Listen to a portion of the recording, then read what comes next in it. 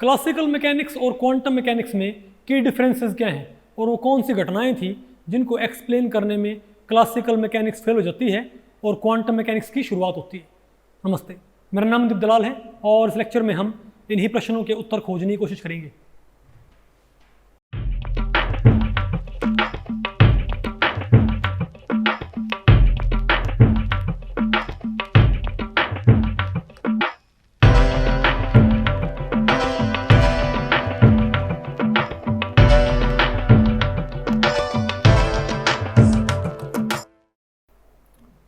तो भाई आज हमें कौन सा चैप्टर स्टार्ट करना है? एडवांस्ड फिजिकल केमिस्ट्री वॉल्यूम 1, उसका चैप्टर नंबर 2। ठीक है, इसका नाम क्या है? Old quantum theory, the genesis. Okay, तो भाई इस चैप्टर के बारे में बात करने से पहले हम थोड़ा ये बात कर लेते हैं कि क्वांटम मैकेनिक्स को आप कितने पार्ट्स में डिवाइड कर सकते हो, तो क्या ताकि आपको मालूम पड़ जाए कि हमने क्या पढ़ना और क्या नहीं पढ़ना। ओके, तो पहले पे देखो भाई कि जो क्वांटम मैकेनिक्स है उसको हम मेनली 5 पार्ट्स में डिवाइड कर सकते हैं। पहला पार्ट हमारे पास होता है ओल्ड क्वांटम थ्योरी। ठीक है, क्या भाई? Old quantum theory. जो सेकंड पार्ट होता है वो होता है हमारा modern quantum theory and its application to simple systems. देखो ओल्ड क्वांटम थ्योरी में क्या होता है कि आपने जो wave mechanical model of atom होता है उससे पहले की सारी बात, उससे पहले की पिक्चर, ठीक है, जब आपने जो वेव पार्टिकल ड्यूलिटी है उसको इनकम्पस नहीं किया था, उसको आपने शामिल नहीं किया था, उससे पहले की सारी चीज़ को हम क्या बोलते हैं? Old quantum theory. उसमें आपका क्या बोलते हैं भाई, जो सोमरफेल्ड मॉडल ऑफ एटम है वो भी उसके अंदर है, उसके अंदर आपका बोहर एटॉमिक मॉडल भी है। ठीक है, और जो नॉन क्वांटाइज्ड मॉडल है वो भी आप किसी के अंदर आएंगे। ठीक है बात? तो उसके बाद भाई फिर हमारे पास क्या आएगी बताओ? Modern quantum theory. भाई जब आप प्री वेव मैकेनिक्स या ओल्ड, इसमें हम ये पढ़ते हैं कि क्वांटम मैकेनिक्स शुरू कैसे हुई है, क्वांटम मैकेनिक्स को ट्रिगर कैसे किया गया है। ठीक है बात? ओके, फिर हमारे पास क्या आएगा?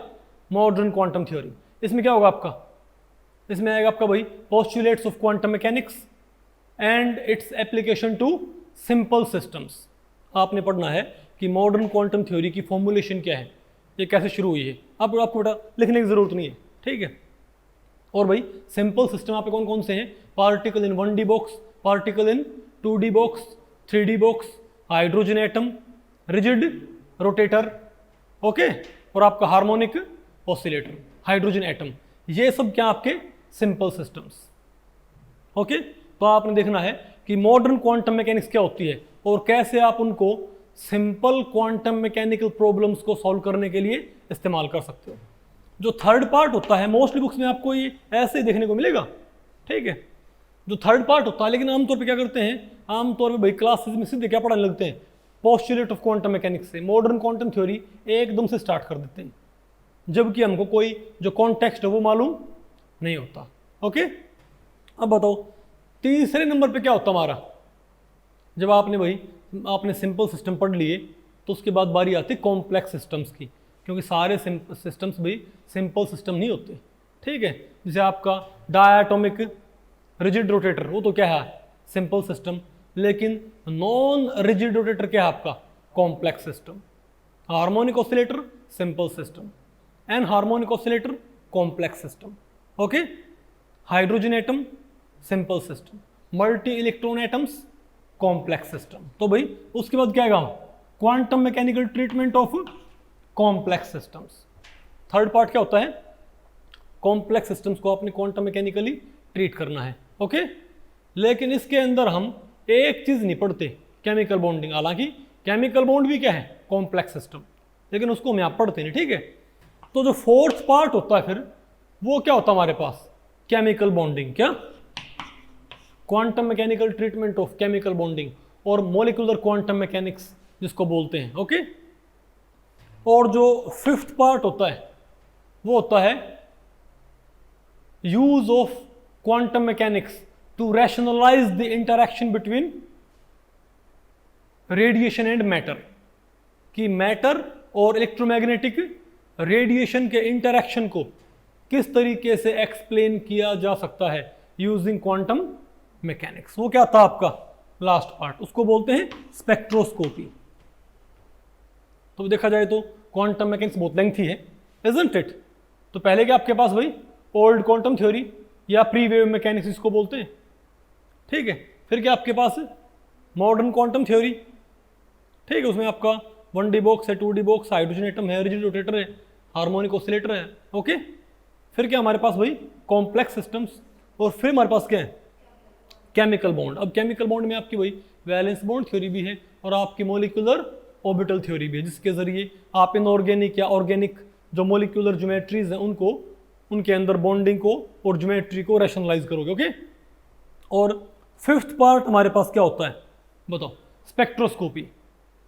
तो आप ये मानो कि जो स्पेक्ट्रोस्कोपी होती है ना, हालांकि वो इतना लेंथी पार्ट है क्वांटम मैकेनिक्स का भाई, ठीक है, ये इतना लेंथी पार्ट है क्वांटम मैकेनिक्स का कि इसके लिए अलग से स्ट्रीम बनाई हुई है, पता होगा ना आपको इस चीज़ का।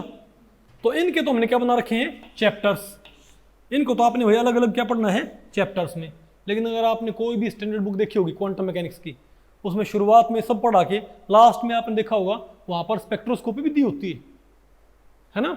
आप कोई बुक देख लें भाई, उसमें लास्ट में क्या मिलेगा आपको, जो अच्छी बुक्स है स्पेक्ट्रो, क्योंकि स्पेक्ट्रोस्कोपी क्या उसका आखिरी पार्ट, क्योंकि आपने भाई केमिकल बॉन्ड को आपने रैशनलाइज कर दिया, आपने कॉम्प्लेक्स सिस्टम्स को आपने रैशनलाइज कर दिया, तो लास्ट में आपने क्या रैशनलाइज करना है बोलो भाई, interaction of radiation with matter, उसी को हम क्या बोलते हैं स्पेक्ट्रोस्कोपी।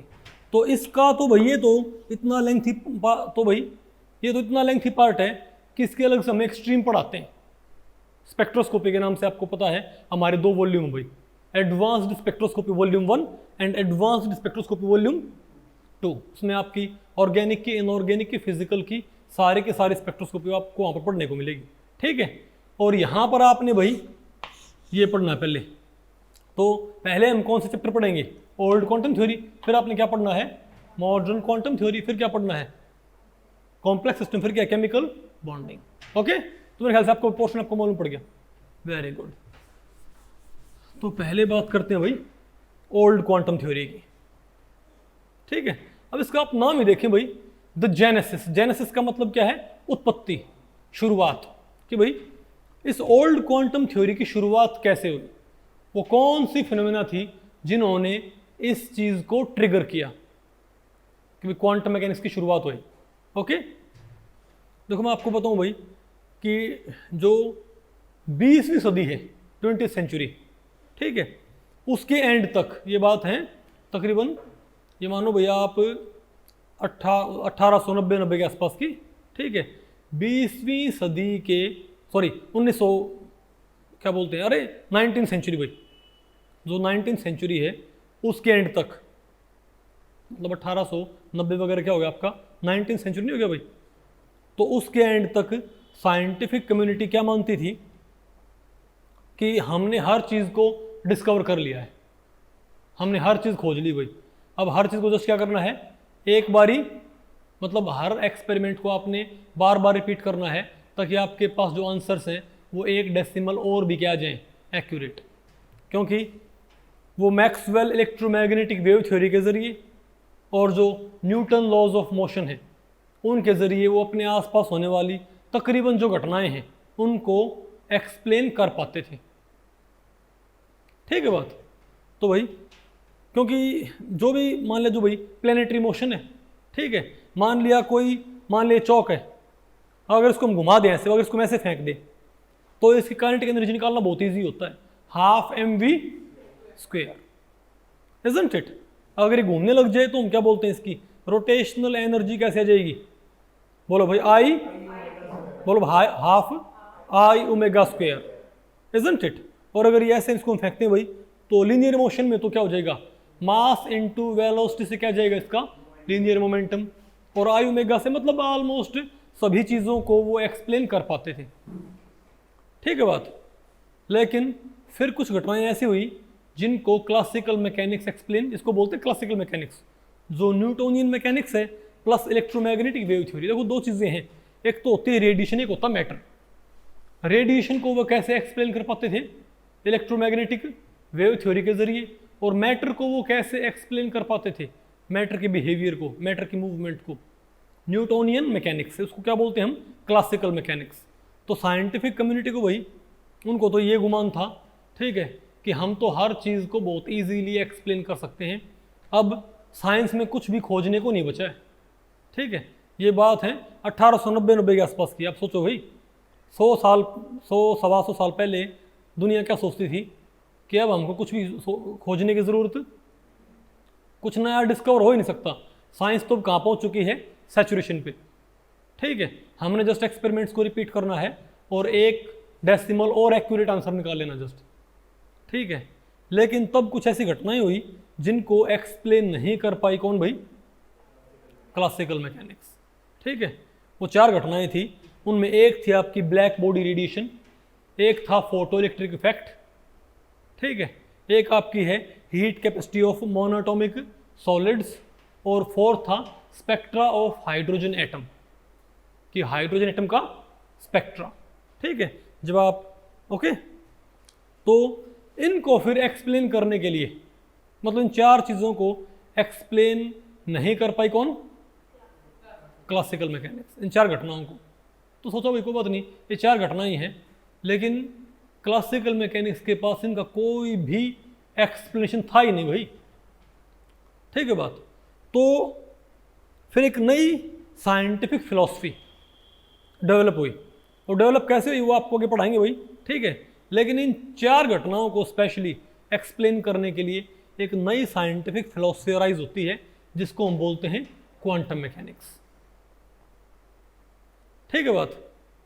और इस क्वांटम मैकेनिक्स का इसके जो आइडियाज़ थे वो इतने वियर्ड थे, वो इतने अजीब थे कि शुरुआत में जिन्होंने इसके बारे में बात की थी ना, क्वांटम थ्योरी के बारे में, उनको ये माना भाई कि ये टोटली इनकी बात सारी बिल्कुल क्या गलत, इसमें कोई एलिमेंट नहीं है, ये मानते थे, ठीक है।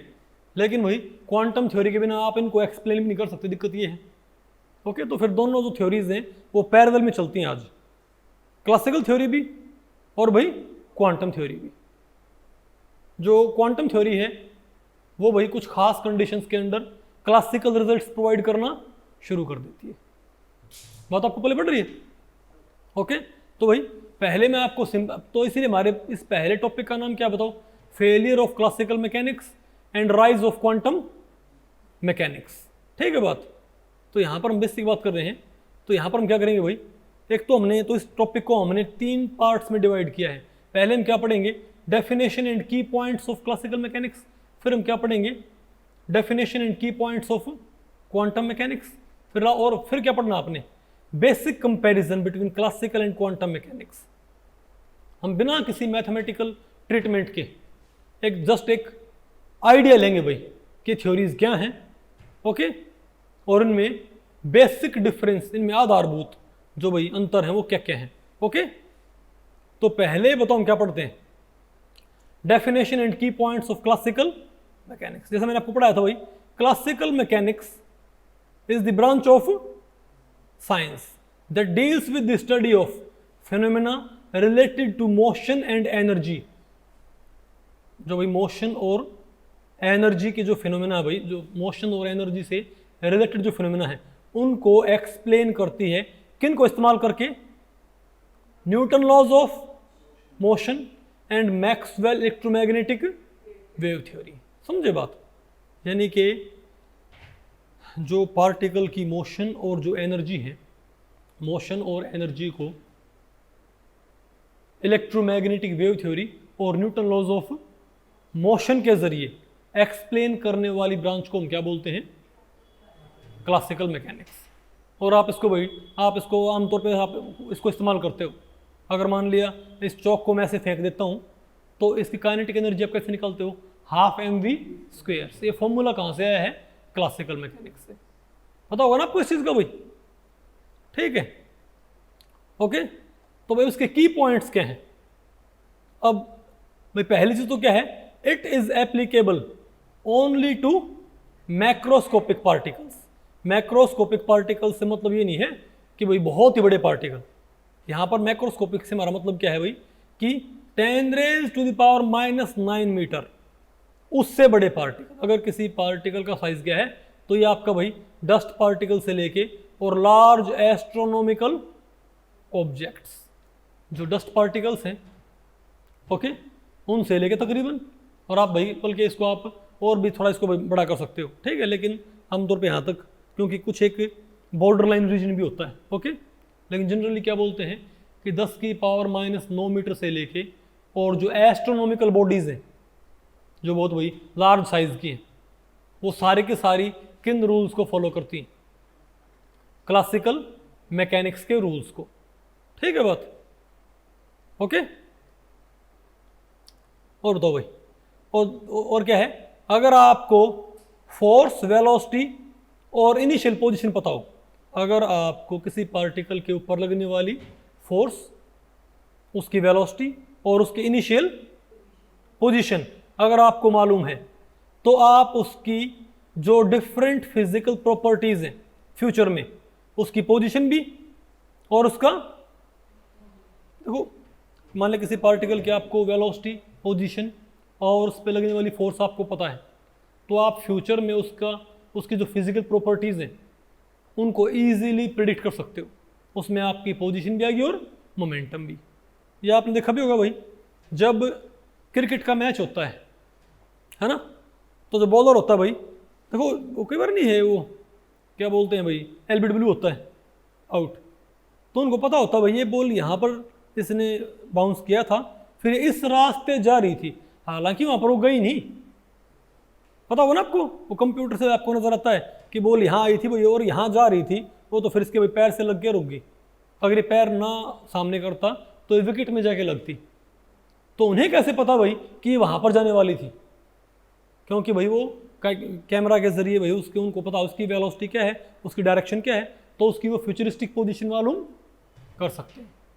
तो क्लासिकल जो ऑब्जेक्ट्स होती हैं उनकी एक पर्टिकुलर ट्रेजेक्ट्री होती है ड्यूरिंग मोशन। क्लासिकल ऑब्जेक्ट्स के पास क्या होती है, एक ट्रेजेक्ट्री, समझे बात, और आप उस ट्रेजेक्ट्री में फ्यूचरिस्टिक पोजीशंस को आसानी से मालूम कर सकते हो, उसकी वेलोसिटी क्या, उसकी पोजीशन क्या है। अब आपको ये पता है कि अर्थ फिलहाल यहाँ पर है, अरे भाई मान लिया आपको पता है कि सन के अराउंड अर्थ यहाँ पर है ओके, तो आपको पता है इसकी वेलोसिटी ये है और इसका रास्ता ये है, तो आपको पता है कि भाई कि साल के इस वक्त अर्थ सन के अराउंड कहाँ पर हो, ये आपको पता नहीं होता क्या? तभी तुम जो डिफरेंट सीजन हैं उनको इजीली प्रिडिक्ट कर पाते हैं, इजंट इट? तो इसके भाई एक इसका बेनिफिट है, ठीक है बात, मतलब इसका एक एप्लीकेशन ये आ गया ना आपको ये। तो एक तो यहाँ पर क्या है, फ्यूचरिस्टिक जो फिजिकल प्रॉपर्टीज हैं उनको इजीली मालूम किया जा सकता है भाई, ठीक है। वो बताओ क्या और क्या होता है, एनर्जी इज एब्जॉर्ब्ड और एमिटेड कॉन्टिन्यूसली, आपने पढ़ा हुआ ये। क्लासिकल थ्योरी के अकॉर्डिंग एनर्जी का एब्जॉर्प्शन या एनर्जी का एमिशन कैसे होता है? कॉन्टिन्यूसली। क्यों बताओ क्या? क्योंकि क्लासिकल थ्योरी क्या मानती है, देखो इलेक्ट्रोमैग्नेटिक रेडिएशन क्या होती है, एनर्जी होती है ना, इस बात पे दोनों थ्योरीज एग्री करती हैं कि इलेक्ट्रोमैग्नेटिक रेडिएशन क्या होती है, form of energy, isn't it? तो अगर कोई ऑब्जेक्ट इलेक्ट्रोमैग्नेटिक रेडिएशन एमिट करे या एब्जॉर्ब करे तो वो एनर्जी क्या कर रहा है, एब्जॉर्ब या एमिट। सिंपल सी बात है, इस बात पे तो दोनों थ्योरीज एग्री करती हैं कि इलेक्ट्रोमैग्नेटिक रेडिएशन में क्या होती है, एनर्जी होती होगी, इजंट इट? तो अगर कोई ऑब्जेक्ट रेडिएशन एमिट कर रहा है या रेडिएशन एब्जॉर्ब कर रहा है तो वो या तो एनर्जी एमिट कर रहा है इसका मतलब, या वो एनर्जी एब्जॉर्ब कर रहा है, पक्की बात है ना। अब इस थ्योरी के अकॉर्डिंग इलेक्ट्रोमैग्नेटिक रेडिएशन का ग्राफ कैसा होता है, साइन वेव। ये थ्योरी आपने देखा होगा ना भाई, इलेक्ट्रोमैग्नेटिक रेडिएशन के लिए बताओ क्या होती है भाई, आपको पता होगा ना क्या होता है, classical theory according electromagnetic radiation क्या होती है, साइन वेव होती है ना, क्या होती है, साइन वेव। तो अगर मैं ये कहूं y is equal to sine x, क्या y is equal to sine x, आपको पता है इलेक्ट्रोमैग्नेटिक रेडिएशन साइन वेव होती है, क्लासिकल थ्योरी में, इजंट इट? तो अगर ये साइन वेव है, तो अगर साइन फंक्शन का मैं ग्राफ प्लॉट करूं, मैं x की वैल्यू पुट करूं 0, y क्या आएगा 0। अब x की वैल्यू आप बढ़ाओगे तो 90 पे क्या हो जाएगा 1 हो जाएगा, 180 फिर से क्या हो जाएगा 0, 270 पे -1 और 360 पे 0। तो अगर मैं ये पॉइंट ड्रॉ करूं तो ये पॉइंट यहां नहीं आएंगे भाई, बोलो भाई। यानी आप x की वैल्यू पुट करते जाओ तो y की वैल्यू हमारे पास आती जाएंगी ना भाई। तो अगर आप इस फंक्शन का ग्राफ प्लॉट करते हो, हालांकि मैंने कंप्लीट फंक्शन नहीं लिखा है, ये आपको पढ़ाएंगे nature of the electromagnetic radiation, लेकिन आपको पता है भाई according to classical mechanics radiation क्या होती है साइन वेव, इलेक्ट्रोमैग्नेटिक वेव, और किस नेचर की साइन वेव। बिल्कुल प्रूफ है, जो मैक्सवेल इलेक्ट्रोमैग्नेटिक वेव थ्योरी है, हर्ट्ज ने जो हर्ट्ज एक्सपेरिमेंट किया था ना, उसमें इसको प्रूव किया था। बाकी उसका आपको पढ़ाएंगे जब आपको पढ़ाया जाएगा फोटो इलेक्ट्रिक इफेक्ट, ठीक है। बस इसका प्रूफ है भाई कि लाइट क्या होती है इलेक्ट्रोमैग्नेटिक वेव होती है। लेकिन इसके प्रूफ भी हैं कि लाइट पार्टिकल होती है, ओके। जो आप पढ़ते हो ना कि ड्यूल नेचर, जो कि मैटर के पास क्या होता है wave nature as well as particle nature, ये कहां से आया है डी ब्रोगली ने दिया था। डी ब्रोगली ने आइडिया दिया था ना कि everything has dual nature, particle nature as well as wave nature. De Broglie के दिमाग में बात कहां से आई? क्योंकि मैटर को ड्यूल नेचर बाद में अलॉट किया गया था, लाइट को ड्यूल नेचर पहले अलॉट किया गया था। तो लाइट को पहले क्या मानते थे वेव, बिल्कुल शुरू में क्या मानते थे पार्टिकल। एक कॉर्पस्कुलर थ्योरी है, समझ गए बात, उसमें लाइट को क्या मानते थे पार्टिकल मानते थे। लेकिन फिर भाई फिर क्या मानने लगे इसको वेव। अरे जो हाइगन ने क्या बोलते हैं, हाइगन ने क्या होता है कि लाइट क्या होती है वेव होती है भाई, समझे बात भाई। मतलब ये बड़े बाद में फिर काफ़ी सारे एक्सपेरिमेंटल एविडेंस आ गए थे इस बात की कि लाइट क्या होती है वेव होती है, ठीक है। लाइट कैसे बिहेव करती है, लेकिन ये नहीं पता था कि इलेक्ट्रोमैग्नेटिक वेव होती है, ये पता था कि वेव होती है। जैसे डिफ्रैक्शन है, इंटरफ्रेंस है, ये सारी घटनाएं कौन शो करती हैं वेव शो करती हैं। आपको पढ़ाया जाएगा ये बात, आपको पहले पढ़ी। तो लाइट को पहले क्या मानते थे पार्टिकल, फिर क्या मानने लग गए वेव। लेकिन फिर बाद में क्या पता लगा कि black body radiation, photo electric effect, ये जो 4 घटनाएं थी ना, इन्होंने क्या प्रूव किया लाइट क्या होती है पार्टिकल। तो फिर क्या बोले भाई कि लाइट कई घटनाओं में कैसे बिहेव करती है और कई घटनाओं में एज वेव। तो बोले क्यों नहीं, क्या बोल दे ड्यूल नेचर। तो सिमिलरली जो इलेक्ट्रॉन था वो कैसे बिहेव करता है एज पार्टिकल। तो अगर मैं कॉर्पस्कुलर थ्योरी को बिल्कुल एक तरह से भाई कुछ समय के लिए नेग्लेक्ट कर दे, तो लाइट को शुरू में क्या मानते थे वेव, बाद में क्या मानने लगे पार्टिकल। पहले वेव माना, फिर भाई उसने पार्टिकल कैरेक्टर भी शो किया, तो बोले इसको एक काम करो इसको ड्यूल नेचर अलॉट कर दो, ओके। तो सिमिलरली भाई इलेक्ट्रॉन को पहले क्या मानते थे पार्टिकल, बाद में क्या पता लगा वो कैसे बिहेव करता है एज वेव भी बिहेव करता है, तो बोले उसको क्या अलॉट कर दो ड्यूल कैरेक्टर, क्योंकि ये काम हमने ऑलरेडी लाइट के साथ कर रखा है, समझे बात। तो आज लाइट भी क्या है ड्यूल नेचर और मैटर भी क्या होता है ड्यूल नेचर, ठीक है। लेकिन भाई फिलहाल तुम बात करें ना इलेक्ट्रोमैग्नेटिक वेव थ्योरी की, ठीक है। हाइगन ने प्रूव किया था भाई कि लाइट क्या होती है वेव होती है, लेकिन इलेक्ट्रोमैग्नेटिक वेव होती है। इसके लिए किसने बेसिस बनाया था मैक्सवेल ने, और हर्ट्ज ने इस बात को प्रूव कर दिया था, ठीक है बात, कि इलेक्ट्रोमैग्नेटिक नेचर की वेव होती है, ओके। तो इसका ग्राफ ऐसा होता होगा ना भाई, इस ग्राफ में आपको कहीं पर कोई सडन चेंज आपको नजर आ रहा है क्या कि ये ग्राफ कॉन्टिन्यूअस है, कॉन्टिन्यूअस, इसके अंदर कोई आपको सडन चेंज देखने को नहीं मिलता। आपको पता होगा ना डिसकॉन्टिन्यूस ग्राफ कैसे होते हैं, जैसे ये ग्राफ क्या है आपका डिसकॉन्टिन्यूस, वैल्यू घट रही है घटती घटती एकदम सडनली घट गई, बोलो भाई। तो ये क्या है डिसकॉन्टिन्यूस कर्व, ये क्या है कॉन्टिन्यूस कर्व। एक्स की हर वैल्यू के लिए वाई की एक वैल्यू आएगी भाई जो कॉन्टिन्यूसली चेंज होगी, घटे या बढ़े। तो इस थ्योरी अकॉर्डिंग लाइट क्या होती है इलेक्ट्रोमैग्नेटिक वेव होती है ना, और दुनिया की हर वेव क्या होती है? इस थ्योरी के अकॉर्डिंग लाइट क्या होती है? वेव। और दुनिया की हर वेव क्या होती है? कॉन्टिन्यूअस। आप याद करो भाई, थोड़ा खैर ये आगे बात हो जाएगी। दुनिया की हर वेव, आपको दुनिया में एक सिंगल वेव नहीं मिलेगी जो क्या हो? डिसकॉन्टिन्यूअस। ये पॉसिबल ही नहीं है। वेव है तो कॉन्टिन्यूअस है। कभी आपने ऐसा देखा है?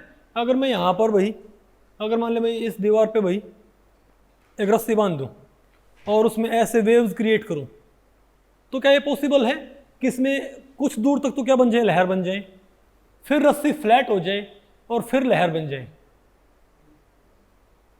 बोलो भाई। एक जिम में भी एक मशीन होती है भाई, अरे 2 रस्से होते हैं, कैसे नहीं ऐसे करते हैं भाई, पता होगा ना? तो कभी ऐसा होता है क्या? मान ले वो रस्सा भाई 10 मीटर का है, तो 4 मीटर तक तो लहर है, फिर रस्सा बिल्कुल फ्लैट है, फिर उसमें लहर है, ऐसा होता कभी? पूरे रस्से में वेव होती है। पूरी रस्सी में क्या होगी? वेव। कभी ऐसा नहीं होगा भाई? दुनिया में कोई वेव क्यों नहीं होती? एक सिंगल, आप तालाब में एक पत्थर डाल दो तो वहां पर ऐसे वेव जनरेट होती है। अरे ऐसे सर्कल, पता होगा ना आपको भाई?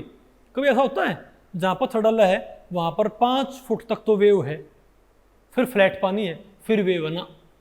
पूरे रास्ते वेव चलेगी भाई। कभी ऐसा जहां पर उसमें वेव में कट लग जाए? दुनिया में कोई वेव क्या नहीं होती?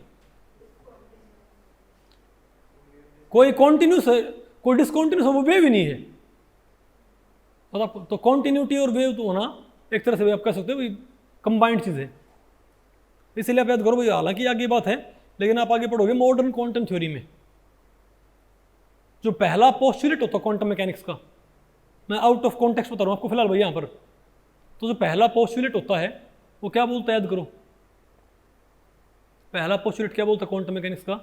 कि किसी भी क्वांटम सिस्टम की स्टेट्स को मैथमेटिकली दिखाया जा सकता है, बशर्ते जो मैथमेटिकल एक्सप्रेशन आप यूज कर रहे हो वो क्या होना चाहिए? Single valued, continuous and finite. बोलो भाई। All time independent state of A quantum mechanical system can be described mathematically. बोलो भाई। Provided that the mathematical expression used is single valued, continuous and finite, and this function describes the state completely. भाई वहां पर वो continuous क्यों लिखा? भाई आप पढ़ते हो क्वांटम में, समझते हैं उस चीज को, क्योंकि आप आगे पढ़ोगे एक्सपेरिमेंटली पाया गया कि बहुत छोटे पार्टिकल्स वेव लाइक बिहेव करते हैं। बहुत छोटे पार्टिकल्स कैसे बिहेव करते हैं? Wave like. इलेक्ट्रॉन क्या बहुत छोटा पार्टिकल है, तो वेव लाइक बिहेव शो करता है। और वेव क्या होती है? कॉन्टिन्यूअस। वेव क्या होती हैं? इलेक्ट्रॉन कैसे बिहेव करता है भाई? वेव लाइक बिहेव करता है। और वेव क्या होती है? कॉन्टिन्यूअस। तो उस बिहेवियर को शो करने वाला फंक्शन भी क्या होना चाहिए? तो वेव लाइक बिहेवियर को शो करने वाले फंक्शन भी क्या होने चाहिए? Wave like. Wave like behaviour को शो करने वाले फंक्शन भी क्या होने चाहिए? और वेव लाइक होने की कंडीशन क्या होती है? It should be continuous. ये वेव की प्रॉपर्टी होती है। कोई आपने इनफाइनाइट हाइट की वेव देखी कभी? कभी आपने इनफाइनाइट हाइट की आपने कभी वेव देखी है? वेव की हाइट हमेशा क्या होती है? फाइनाइट। इसलिए फंक्शन वहां पर क्या होना चाहिए? फाइनाइट। अब समझे बात? क्योंकि एक्सपेरिमेंटली पाया गया कि बहुत छोटे लेवल पे पार्टिकल्स सिर्फ पार्टिकल्स से बिहेव नहीं करते, कैसे बिहेव करते हैं? Wave like. और क्योंकि दुनिया में कोई वेव क्या नहीं होती? डिसकॉन्टिन्यूस। डिसकॉन्टिन्यूस होते ही वो वेव लाइक बिहेवियर को शो नहीं कर सकता फंक्शन भाई। तो इसलिए जो फंक्शन आप यूज कर रहे हो किसी क्वांटम स्टेट को रिप्रेजेंट करने के लिए, वो फंक्शन भी क्या होना चाहिए? वेव लाइक बिहेवियर को रिप्रेजेंट तो तभी तो कर पाएगा जो वो कैसा हो? कॉन्टिन्यूस हो। बात आपको पहले पड़ी? खैर छोड़ो भाई। ओके, तो भाई ये थ्योरी क्या मानती है कि रेडिएशन क्या होती है? ये इसका नाम ही क्या है? Electromagnetic wave. क्लासिकल थ्योरी क्या बोलती है? Light is electromagnetic wave. Wave मतलब कॉन्टिन्यूटी। बोलो भाई। और क्योंकि तो ये मानती है कि रेडिएशन क्या होती है? वेव होती है। और वेव सारी क्या होती है? कॉन्टिन्यूअस। इसका मतलब जब कोई ऑब्जेक्ट रेडिएशन एमिट करता है, ये रेडिएशन एब्जॉर्ब करता है, तो वेव एमिट या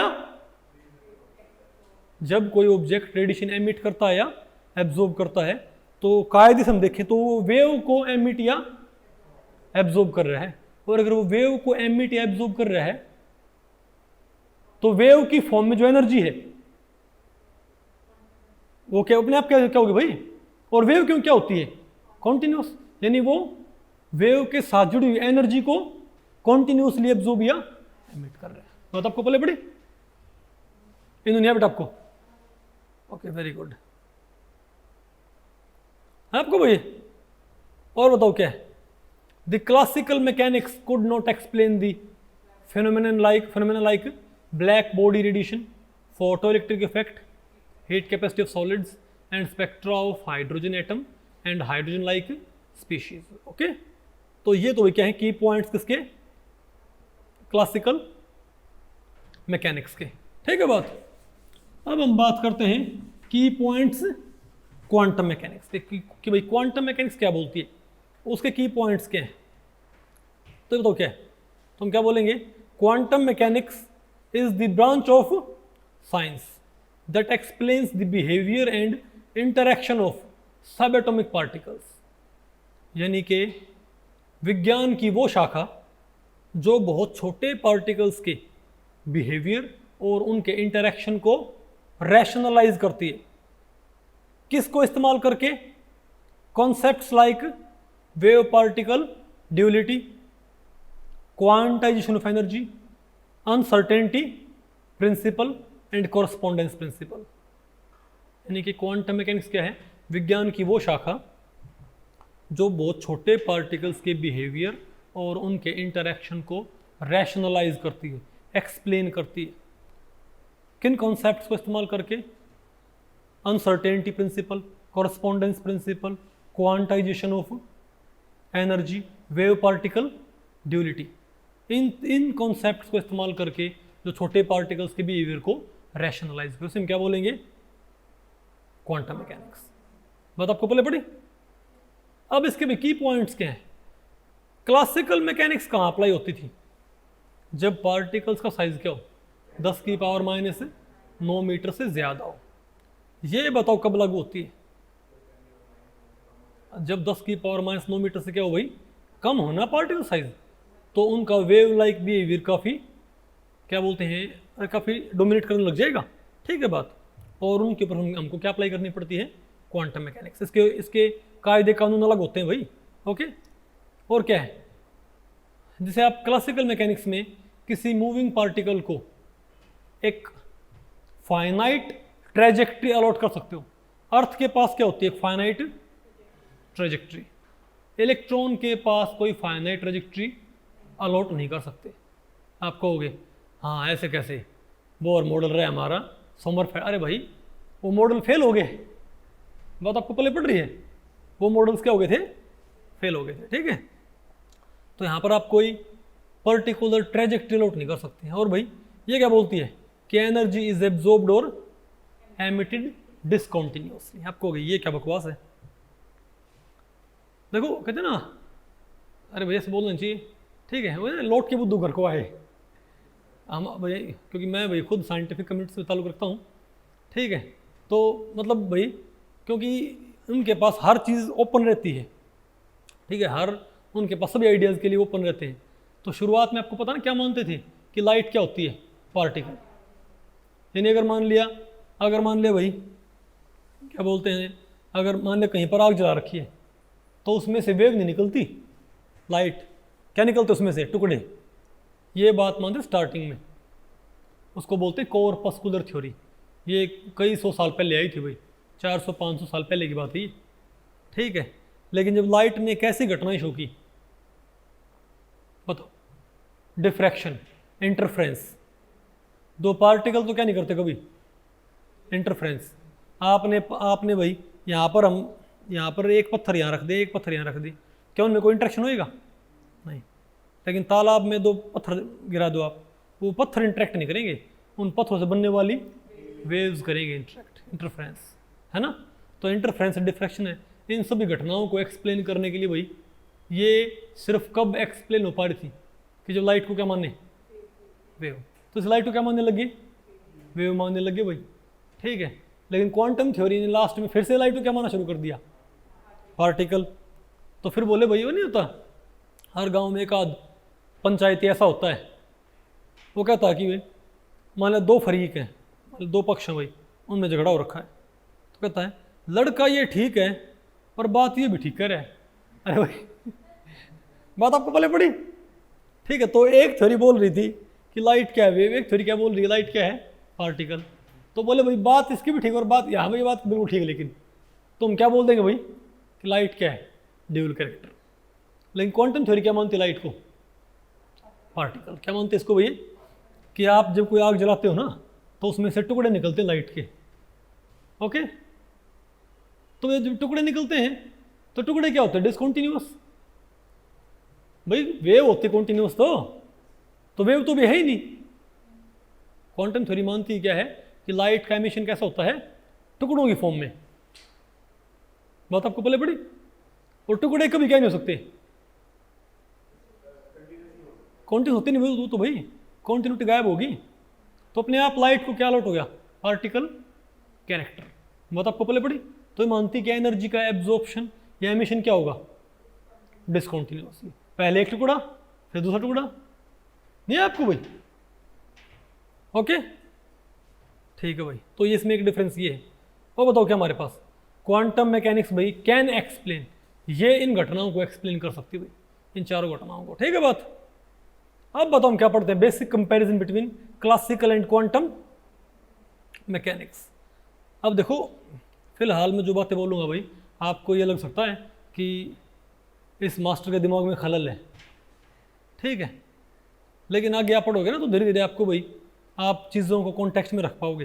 तो फिलहाल मैं बिना किसी मैथमेटिकल डिस्क्रिप्शन के, मैं थोड़ा इनके अंदर नहीं है, थोड़ा आपको इनमें कितना ज़्यादा डिफरेंस है दोनों थ्योरीज में, थोड़ा उनको हम एक तरह से उसको हाईलाइट करते हैं, ठीक है बात। आगे आपको अपने आप मालूम होता रहेगा। मतलब पहला क्या है, classical mechanics, particles do not show multi existence. भाई क्लासिकल मैकेनिक्स में कोई पार्टिकल मल्टी एग्जिस्टेंस शो नहीं करता।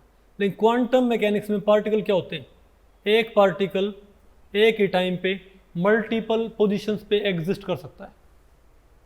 फॉर एग्जांपल अगर मेरे ऊपर भाई, आपको पता है भाई क्या बोलते हैं भाई, मेरे ऊपर क्या बोलते हैं, क्लासिकल मैकेनिक्स के रूल लगेंगे क्वांटम मैकेनिक्स के, भाई क्लासिकल के, इजंट इट, ठीक है। तो क्योंकि भाई हम आमतौर पे भाई अपनी लाइफ में, डेली लाइफ में जो ऑब्जेक्ट्स देखते हैं, समझे बात, वो सारे के सारे 10⁻⁻⁹ मीटर से तो बड़े होते हैं। तो उनके ऊपर कौन से रूल्स लगते हैं, क्लासिकल। तो मेरे ऊपर क्या लग रहे हैं, क्लासिकल मैकेनिक्स के रूल्स। तो मैं एक टाइम पे एक जगह होता हूँ, मैं एक टाइम पे दो जगह प्रेजेंट नहीं हो सकता। मैं या तो यहाँ हूँ या यहाँ हूँ, ये नहीं हो सकता भाई कि उस टाइम पे मैं, यानी कि मैं मल्टी एग्जिस्टेंस शो नहीं कर सकता, ओके। लेकिन अगर मेरे ऊपर के एकदम से क्या लगने स्टार्ट हो जाए, रूल्स ऑफ क्वांटम मैकेनिक्स, तो मैं उसी टाइम पे यहाँ भी होऊंगा, उसी टाइम पे मैं भाई यूनिवर्सिटी में भी, उसी टाइम पे घर पे भी, उसी टाइम पे खेत में भी, उसी टाइम पे यहाँ भी मैं एक ही टाइम पे अरबों खरबों खरबों खरबों जगह प्रेजेंट हो सकता हूँ, मल्टी एग्जिस्टेंट। आप कहोगे ये तो बकवास है भाई, ये तो क्यों बेटा, फिलहाल आप चीज़ों को कॉन्टेक्स्ट में रख नहीं पाओगे, क्योंकि हमने आपको भाई पूरा मैथमेटिकल। अच्छा, हाइजेनबर्ग अनसर्टेनिटी प्रिंसिपल कैसे रिलेट कर रहा है बताओ।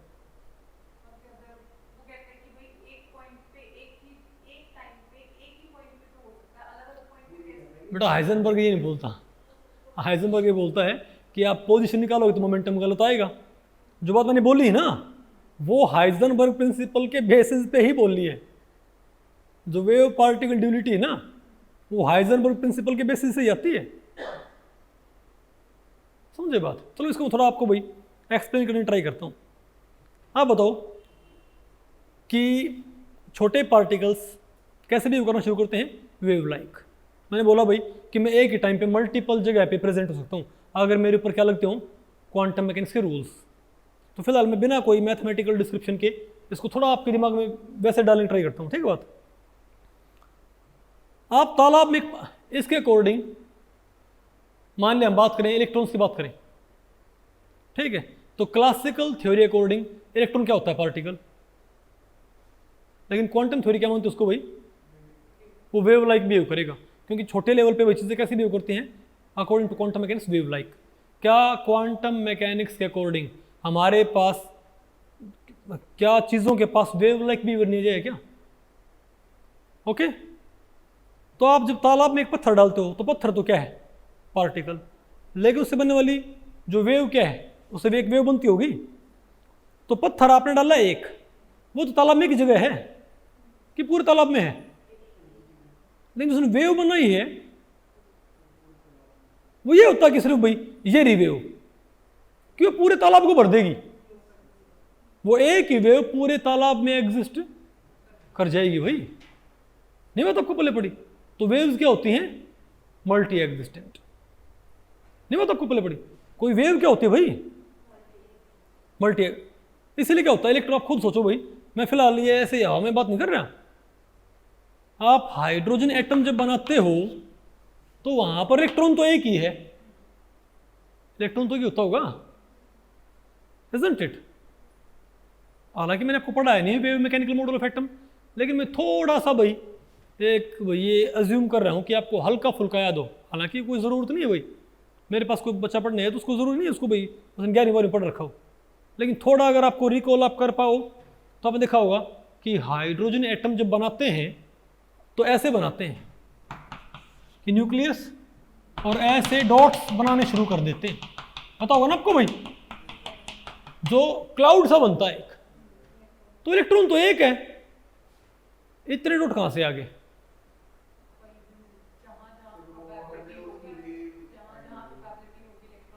फिर प्रोबेबिलिटी कहां से आई है? Square of Sai, amplitude, wave का स्क्वायर वही, यानी जहां पर वेव है वही वही तो होगा, यानी वेव हर जगह है जहां पर वेव फंक्शन है। बात आपको पहले पड़ी? वेव के एम्पलीट्यूड का स्क्वायर वो होती है प्रोबेबिलिटी डेंसिटी। पहली बात तो साई स्क्वायर प्रोबेबिलिटी नहीं होती, साई स्क्वायर होती है प्रोबेबिलिटी डेंसिटी। समझ गए बात भाई? तो जो प्रोबेबिलिटी डेंसिटी है साई स्क्वायर है वो कहाँ होगी? जहाँ पर साइन नॉन जीरो होगा, तेरी वेव क्या है? तभी तुम क्या बनाते हो उसको? Multi existent. इलेक्ट्रॉन है लेकिन आप बनाते क्या हो? पूरा क्लाउड।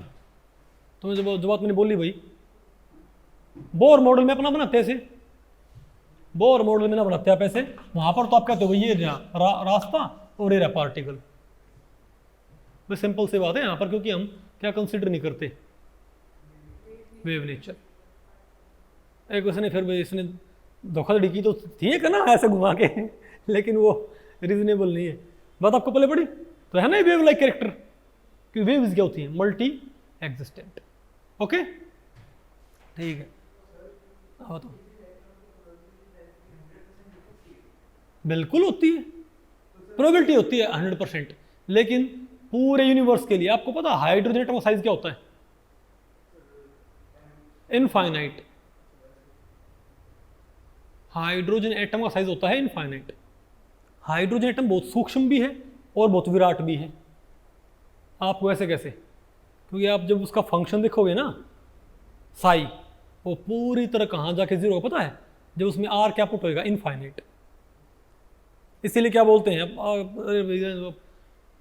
फिलहाल भैया आप ये क्या बोलते हैं, इस टॉपिक के अंदर है नहीं, इसलिए आप बोलते हो जो आप नहीं है, जो आप एरिया लेते हो 90 to 95% प्रोबेबिलिटी हम क्या बोलते हैं? ऑर्बिटल।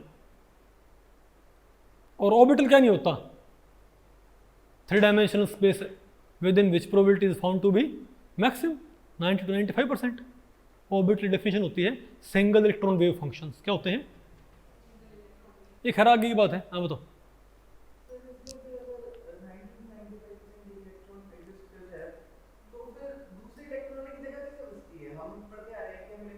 नहीं नहीं नहीं, वो एक इलेक्ट्रॉन नहीं है। देखो फिलहाल वो जो एक इलेक्ट्रॉन है ना, हाइड्रोजन एटम का एक इलेक्ट्रॉन कहाँ से रहना शुरू करता पता आपको? इलेक्ट्रॉन वो एक ही है। पहली बात तो आप जब हाइड्रोजन एटम बनाते हो ना तो आप क्लाउड बाहर से बनाना शुरू करते हो, जो कि टोटली गलत है। न्यूक्लियस बनाया क्योंकि एस इलेक्ट्रॉन है, फिलहाल भाई बिना कॉन्टेक्स्ट में आपको पढ़ा रहा हूँ, क्योंकि ये सारी चीज़ आपको पहले पढ़ाई जाएंगी ऑर्बिटल का सारा कुछ है, ठीक है। लेकिन थोड़ा आपको याद हो तो ये क्लाउड बनता है अंदर से शुरू होता है, यहाँ से शुरू होता है क्लाउड, और बाहर की तरफ जाएगा, हल्का पड़ता जाएगा ये क्लाउड। वो इलेक्ट्रॉन एक ही है, लेकिन वो सेंटर से लेके इनफाइनाइट दूरी तक एग्जिस्ट करता है। ओके, तो मान लो आप फर्ज करो कि इलेक्ट्रॉन का जो मास है उसको आप 100 यूनिट मान लो वैसे, ठीक है। इसका मतलब ये है कि अगर आप एक बहुत थोड़ी दूरी पे, जो आप बोलते हो ना कि भाई मान लो इसका साइज आपने भाई क्या बोलते हैं, आपने बोल दिया कि भाई ये मानो भाई 4 एंगस्ट्रॉम, आपने क्या बोल दिया, मान लिया आपने बोल दिया 4 एंगस्ट्रॉम बोल दिया कि मान लिया भाई पहला ऑर्बिटल कहाँ पर 4 एंगस्ट्रॉम तक, तो 4 एंगस्ट्रॉम तक इसका मतलब क्या है कि तकरीबन 95% उसके मिलने की संभावना क्या है, लेकिन उससे बाहर भी है। 5% संभावना को इनकम्पस करने के लिए आपने पूरे यूनिवर्स को इनकम्पस करना पड़ेगा, इतना बड़ा साइज इसका। बात आपको पहले पड़ी, ये आपको देखो जब मालूम पड़े, जब आपको भाई क्या पढ़ाया जाएगा, हाइड्रोजन एटम पढ़ाएंगे आपको। फिलहाल तो मैं जस्ट आपको भाई एक रेफरेंस दे रहा हूँ, तो आपको एकदम से मेरी बात भाई ज़्यादा वीर्ड ना लगे।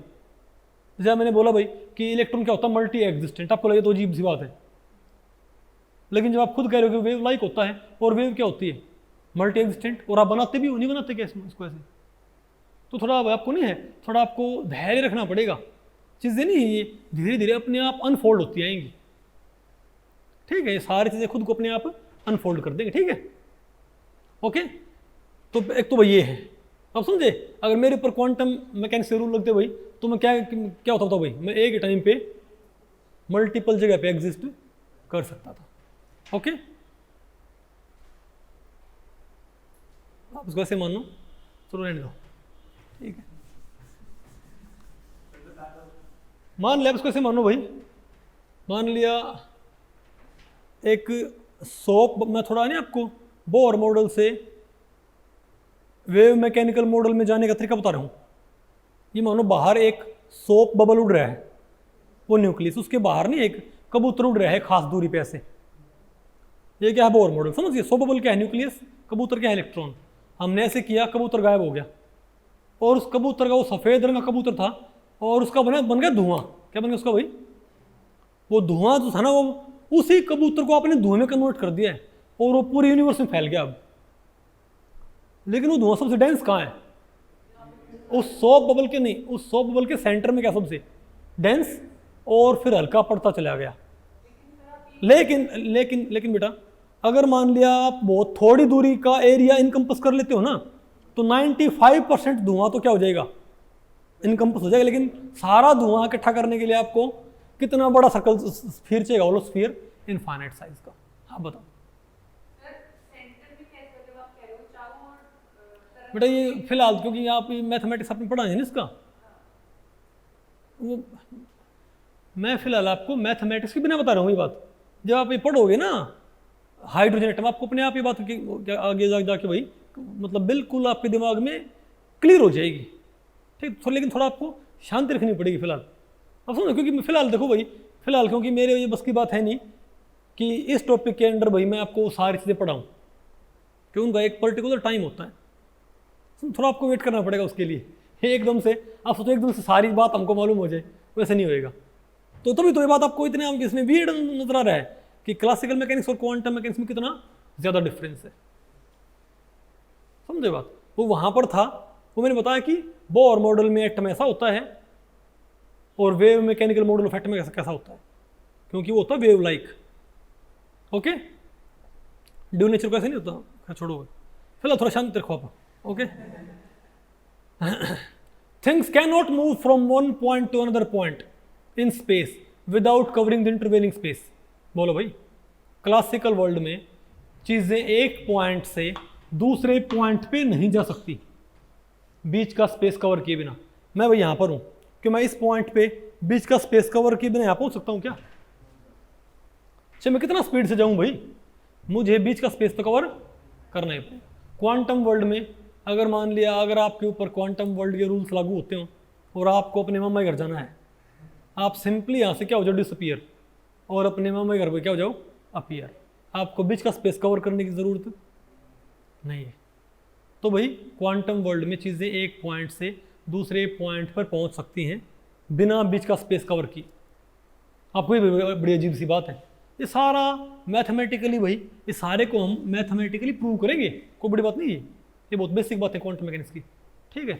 लेकिन जस्ट आपको थोड़ा आइडिया दे रहा हूँ मैं। 2s ऑर्बिटल, अगर मैं ये कहूँ हाइड्रोजन एटम में 1s0 2s1 कॉन्फ़िगरेशन हो जाए, फर्ज करो हाइड्रोजन एटम में एक इलेक्ट्रॉन होता है ना, उसको हम कहाँ भेज दें, 2s ऑर्बिटल में। फिलहाल मैंने आपको पढ़ा भी नहीं ऑर्बिटल क्या होते हैं, लेकिन मैं थोड़ा बहुत वही ये मान रहा हूँ, आपको हल्का फुल्का पता होगा 11वीं-12वीं, ओके ठीक है। तो इलेक्ट्रॉन वो एक ही है, इलेक्ट्रॉन क्या है, वो एक ही है, और ये क्या है, न्यूक्लियस। और वही इलेक्ट्रॉन यहाँ भी रहता है, और फिर एक नोड होती है ना, पता होगा ना कोई एक, क्या होती है, नोड, और यहाँ भी रहता है। भाई आप ये बताओ, ये न्यूक्लियस है तो वो इलेक्ट्रॉन यहाँ भी रहता है, और फिर नोड है, और फिर भाई यहाँ भी रहता है। पता होगा ना आपको, दो क्लाउड होते हैं यहाँ पर। अरे भाई यहाँ पर क्या है, मान ले यहाँ पर क्या है, एक सो बबल, बोलो भाई यहाँ पर क्या है, स्मोक, फिर स्मोक, बोलो भाई हल्का पड़ता पड़ता यहाँ पर क्या है, 0, फिर क्या है, स्मोक गहरा होता होता मैक्सिमम, हल्का पड़ता पड़ता 0 भाई। तो एक दो स्फीयर हो गए इसके अंदर, तो स्फीयर के अंदर हो गया, एक स्फीयर बाहर हो गया। पता होगा ना आपको, 2s में एक नोड होती है, ये मैं सोचिए अंदर वाली लोब क्या होगी, 1s, बाहर वाली क्या होगी ना, वो दोनों ही क्या लोब किसकी हैं, अंदर वाला स्फीयर और बाहर वाला स्फीयर दोनों ही क्या है, 2s के। तो वही इलेक्ट्रॉन इस नोड से, मान ले भाई, अरे भाई ये नोड मान लो, ये मैंने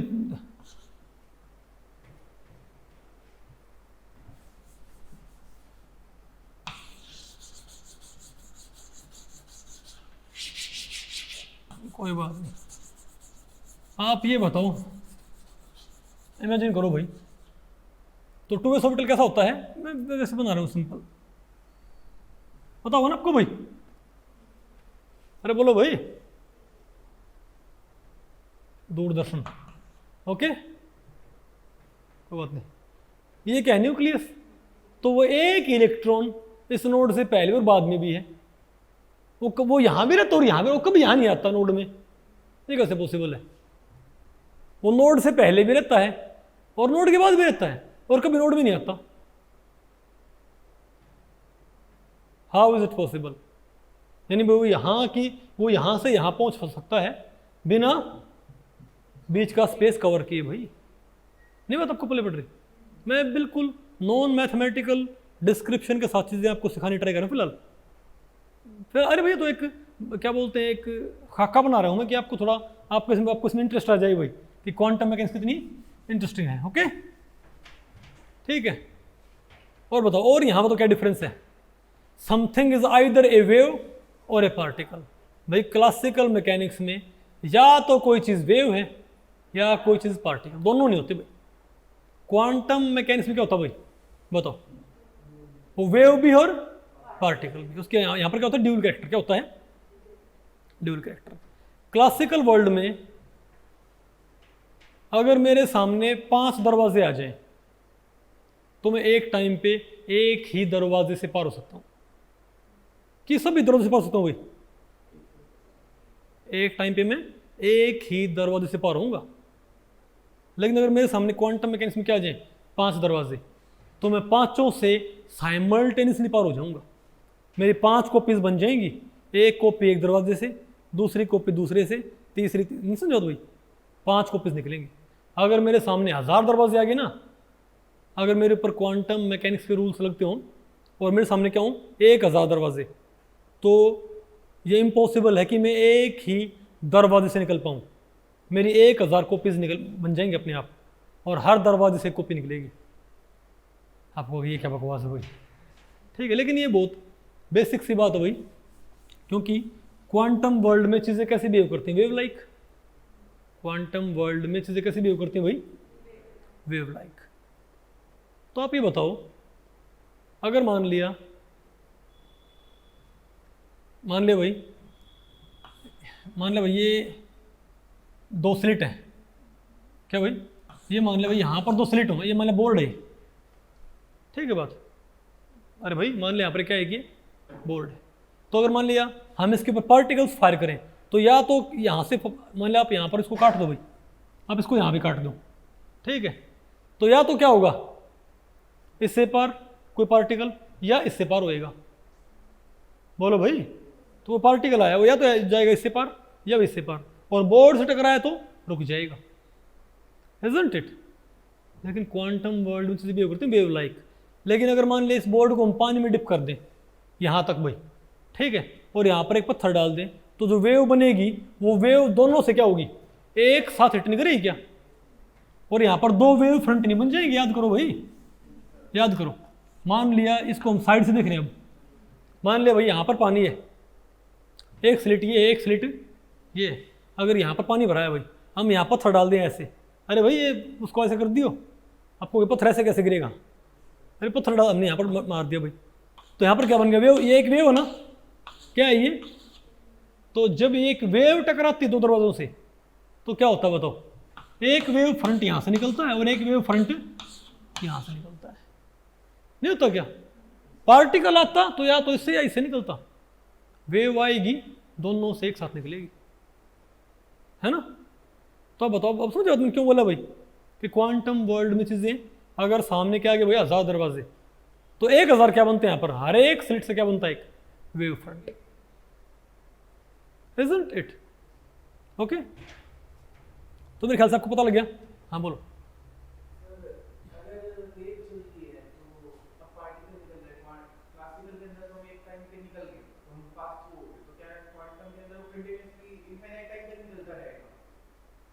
नहीं नहीं नहीं देखो फिलहाल आपको नहीं है, एक आगे आगे हमारा एक क्या बोलते हैं डिफरेंस बिटवीन, हमारे टॉपिक आएगा आगे, ठीक है, difference between wave and particle, और जब हम पढ़ाएंगे ना हाइजेनबर्ग अनसर्टेनिटी प्रिंसिपल, वो चीज़ ये चीज़ें आपको वहाँ पर जाके ज़्यादा क्लियर होएंगी, ठीक है बात, ओके। तो थोड़ा आपको वेट करना पड़ेगा, ठीक है बात। लेकिन ये आपने देख लिया कि पार्टिकल एक टाइम पे एक ही स्लिट से पार होएगा, लेकिन वेव एक टाइम पे अगर दो दरवाजे तो दो से, तीन तो भाई तीन से, सब से साइमल्टेनियसली पार करेगी, ओके ठीक है। और बताओ भाई, ओके तो आपको भाई डिफरेंस आपको मालूम हो गया, ओके। अब थोड़ा इसके ऊपर का क्वेश्चन कर लें आप, विच of the following phenomenon triggered the rise of quantum mechanics. भाई मैं आपको यहाँ पर एक बात बताना भूल गया कि जो 4 घटनाएं थी ना, उनमें से एक जो घटना थी कौन सी, ब्लैक बॉडी रेडिएशन, ये सारा किया धरा इसका है। ये जो क्वांटम थ्योरी है, क्वांटम मैकेनिक्स है, इसकी शुरुआत किसने करवाई थी, ब्लैक बॉडी रेडिएशन, ठीक है। तो क्वेश्चन करो आप, ठीक है, which of the following phenomenon triggered the rise of quantum mechanics. तो 4 भाई, photo electric effect, hertz experiment, भाई हर्ट्ज एक्सपेरिमेंट ने तो क्लासिकल थ्योरी को प्रूव किया था, black body radiation and spectra of hydrogen atom. तो हमको पता है भाई कि इसका आंसर क्या होएगा, ब्लैक बॉडी रेडिएशन। हालांकि ये भी क्वांटम मैकेनिक्स के क्या बोलते हैं भाई, क्वांटम मैकेनिक्स ने इनको एक्सप्लेन किया था, लेकिन शुरुआती काम बताओ किसने किया था, ब्लैक बॉडी रेडिएशन, ठीक है। अब बताओ क्वेश्चन नंबर 2 क्या है, which of the following statement about classical mechanics is false. ये बताओ इनमें से कौन सी स्टेटमेंट क्लासिकल मैकेनिक्स के बारे में गलत है। Classical mechanics is also called as Newtonian mechanics, बिल्कुल ठीक। In classical mechanics knowing the force, velocity and initial position, futuristic properties can be evaluated, बिल्कुल ठीक। Something is either a wave or a particle, ये भी क्या भाई, ठीक है। Classical mechanics can completely explain the heat capacity of monatomic solids, गलत। तो मेरे ख्याल से आपको पल्ले पड़ गया भाई कि इनमें लास्ट वाला ऑप्शन क्या है, सही, यानी कि लास्ट वाला स्टेटमेंट क्या भाई, गलत है, ओके। आगे आपको ये, तो भाई इस लेक्चर में इतना ही। अगर इस लेक्चर के बारे में आपके कुछ प्रश्न या सुझाव हैं तो आप मुझे नीचे कमेंट सेक्शन में पूछ सकते हैं, मैं उनके उत्तर देने की पूरी कोशिश करूंगा। तो ठीक है, मिलते हैं अगले लेक्चर में, तब तक के लिए नमस्ते।